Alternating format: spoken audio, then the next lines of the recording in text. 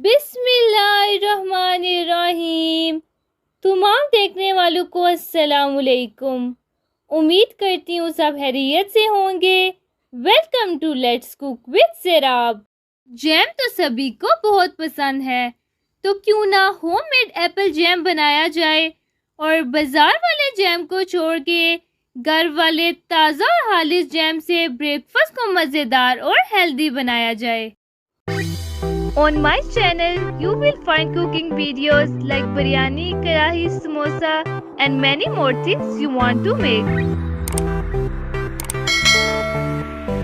Apple jam बनाने के लिए तकरीबन 4 से 5 एप्पल ले लें और इनके ऊपर से छिलका उतार के इन्हें छोटे छोटे क्यूब्स की शक्ल में कट कर लें। ये जैम बहुत ही मज़ेदार और आसान है और सिर्फ 2 चीज़ों से हम इसे बहुत ही आसानी से घर में बना सकते हैं। एप्पल्स को छोटे छोटे क्यूब्स की शक्ल में कट कर लें ताकि जब हम इसे पानी में उबालें तो ये अच्छे से बॉईल हो जाए। जिस तरह फ्रूट चंक्स बनाते हुए हम फ्रूट्स को बॉईल करते हैं, इसी तरह हम एप्पल को भी बॉईल कर लेंगे। एप्पल्स को बॉईल करने के लिए 4 से 5 एप्पल जिन्हें हमने क्यूब्स की शक्ल में कट कर लिया है, उसे किसी सॉस पैन में डाल दें और इसमें तकरीबन 2 कप के करीब पानी शामिल कर दें। एप्पल की इस क्वांटिटी से तकरीबन 2 छोटे जार जैम के तैयार होंगे। अगर आप ज़्यादा जैम बनाना चाहें तो आप एप्पल की क्वांटिटी को ज़्यादा कर सकते हैं। अगर आपने ज़्यादा एप्पल ऐड किए तो पानी भी आपको उसी क्वांटिटी के मुताबिक ऐड करना होगा। एप्पल्स को बॉईल करते हुए तकरीबन 7 से 8 मिनट हो चुके हैं और पानी भी हमारा तकरीबन खुश्क हो चुका है और एप्पल्स भी हमारे अच्छे से नरम हो चुके हैं। अब फ्लेम को ऑफ कर लें और इसे अच्छे से ठंडा कर लें। अब एप्पल्स क्यूब को ब्लेंडर मशीन में डाल दें और इसे अच्छे से ब्लेंड कर लें, यानी एप्पल प्यूरी बना लें। अब सारी एप्पल प्यूरी को सॉस पैन में डाल दें और फ्लेम को मीडियम कर लें।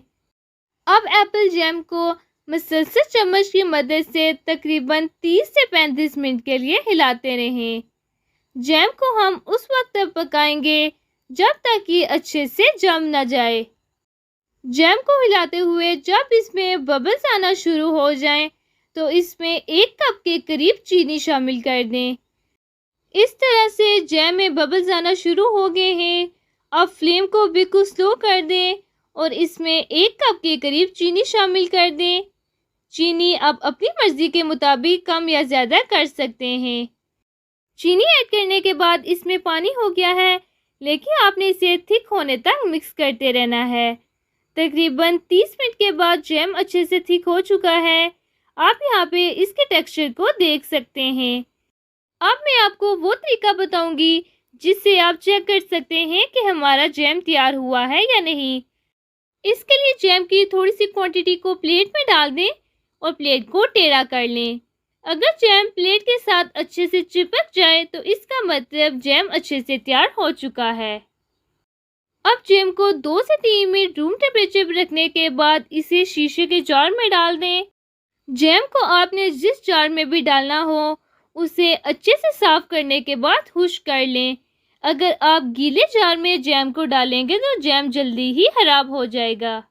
अल्हम्दुलिल्लाह 4 से 5 एप्पल से 2 छोटे जार में जैम भर चुका है।